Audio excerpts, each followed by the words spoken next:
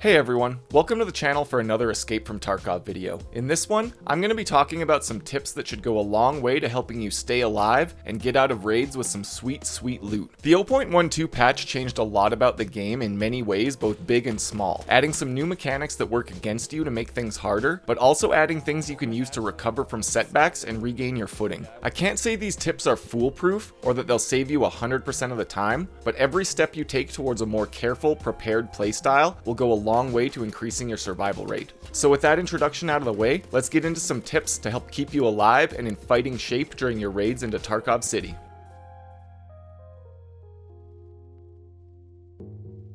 This first one is a quick tip that is fairly obvious, but even for a veteran player like myself, I was surprised by how often I was forgetting to check my hydration and energy levels before heading back into a raid. For most of Tarkov's lifetime, both of these meters completely filled up after each raid, meaning you only needed to worry about it while you were out fighting, and it was generally quite easy to track down a single bottle of juice in the raid if you needed it. Hydration was always something to watch out for, especially if you had a blacked stomach, but in over 2 years of playing Tarkov, I had never once paid attention to my energy meter because it never went down far enough to matter and always refilled after the raids. With the 0.12 patch, however, that has all changed, and you need to keep tabs on both your hydration and energy levels at all times. Energy now drains significantly faster than before, almost on par with your hydration level, and the effects of fatigue are just as crippling as dehydration. Once your energy levels drop to 0, your vision begins to darken and your HP drains extremely fast, putting a hard timer on your raid if you can't find yourself some life-saving crackers and tuna fish. So as a first step towards keeping your PMC alive and avoiding an untimely death due to starvation or dehydration, do yourself a favor and keep these meters above 80%, check them before you head out to a raid, and eat a well-balanced diet of crackers, herring, and full packs of sugar cubes.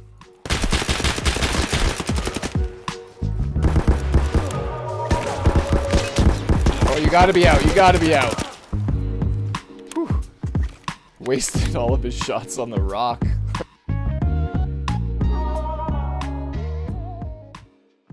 Out of all of the new items, additions, and mechanics added in patch 0.12, I have to say my single favorite addition is the CMS kit and its big brother, the SUR V12 surgical kit. These items will restore function and health to a blacked out limb, getting rid of whatever debuff it adds to your character, and letting you get back to almost full strength after taking a big injury. These items can turn raid-ending injuries into a minor nuisance, and get you back on task after an early raid gunfight with PMCs, or an unfortunate encounter with SCAVS on the way to the loot zone. The convenience of being able to simply fix a blacked leg so you can run again, or a blacked stomach so you don't dehydrate, is seriously amazing, and after using the CMS kit just a few times, it quickly became an item I try and bring into every single raid. The CMS kit is sold by Jaeger level 2 for about 23,000 rubles. It takes up 2 slots and has 5 uses, which lets it often last for several raids even if you use it once per raid. After repairing a limb with the CMS, it only has 50%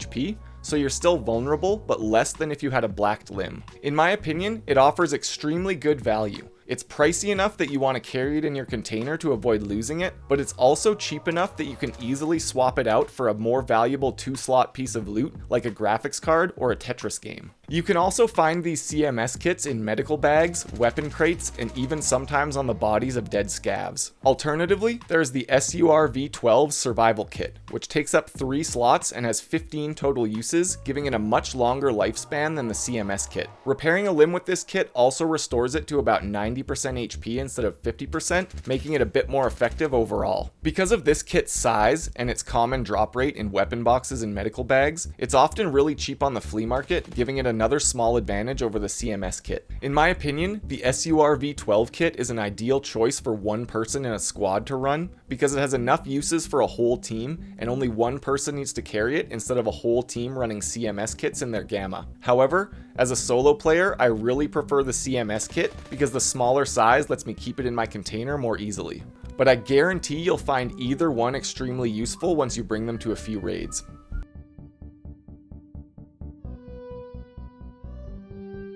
It's pretty well known that the flea market is a great place to check for good deals on commonly looted weapons, which are often sold for extremely low prices because of how often they're dropped by scavs or found in weapon crates. However, in the 0.12 patch, I've also found the flea market loaded with other useful, essential gear due to the amount of scavs spawning with body armor, helmets, and larger tactical rigs. In particular, the 2 early game level 4 armored rigs, the 6B3TM and the 6B5-15, can often be found on the flea market for as low as 25,000 rubles because AI scavs drop them extremely often. This is an extremely low price for class 4 armor, and it also includes magazine pouches, giving you a solid base for an effective loadout at a fairly low cost. Class 4 armor isn't going to save you from full geared players or very high caliber rounds, but it will protect you from the initial shots of most scav weapons and a good portion of the early to mid game ammo that other players will use.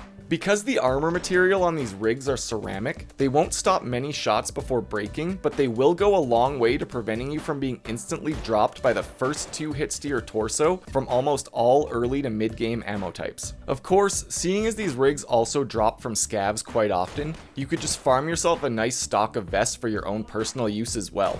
However, they are pretty bulky to carry out, and you can often get more profit by simply looting valuable items, selling them, and then checking the market for a full condition armored rig. If you are buying them, make sure they're in 100% condition, 45 out of 45 or 30 out of 30 durability points, and basically anything under 50,000 rubles is a pretty good deal on these rigs in my opinion. Hopefully, this tip shows you that even at low levels, it's possible to get a hold of some decent armor that has a solid chance of saving your life at least once.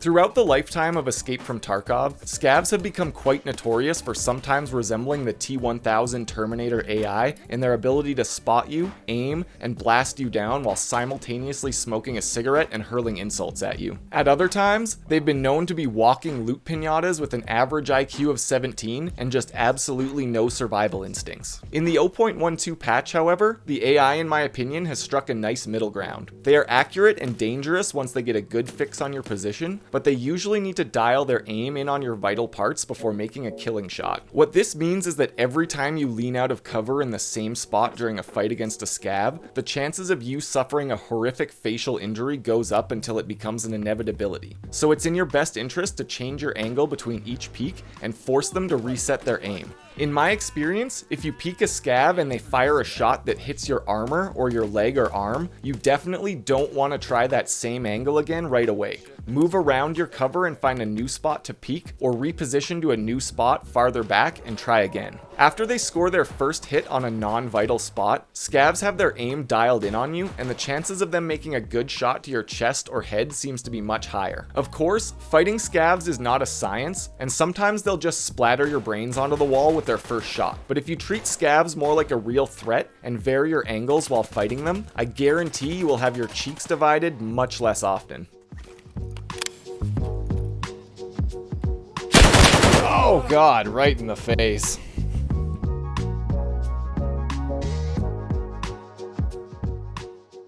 This last tip is also related to the AI, but can be equally applied to any fight with PMCs as well. In the 0.12 patch, scavs have become much more alert to sounds in other areas of the map, and they're very keen to roll up and investigate whatever disturbance stirred them from their vodka-infused slumber. Once you start popping off shots, especially if you're using an unsuppressed weapon, scavs are going to come investigate that spot, sometimes in groups, and sometimes very aggressively. They really do mimic real players in this way now, and I've been caught off guard many times because I thought I had a nice quiet camping spot until the scav army rolled up behind me and reminded me that it was their turf. I have now adapted to just treating every encounter like it's against a fully capable human player. Just like I would reposition if another player heard me or saw my shots, I now reposition whenever I alert the scavs to my presence, and it's helped save me from being overrun more than once. The scavs tend to head directly for the area where the sound was made, so you just need to do a slight reposition and find new cover, and if they come come to investigate, they'll be focused on where you were, and you can light them up from where you reposition to. At the end of the day, sometimes scavs will just aimbot you, and sometimes they'll just stand there while you line up a shot from 10 meters away. But if you just treat them like smart, capable opponents and don't take unnecessary risks because you can think you can just dunk on the AI, you'll have a way better time facing the scav horde.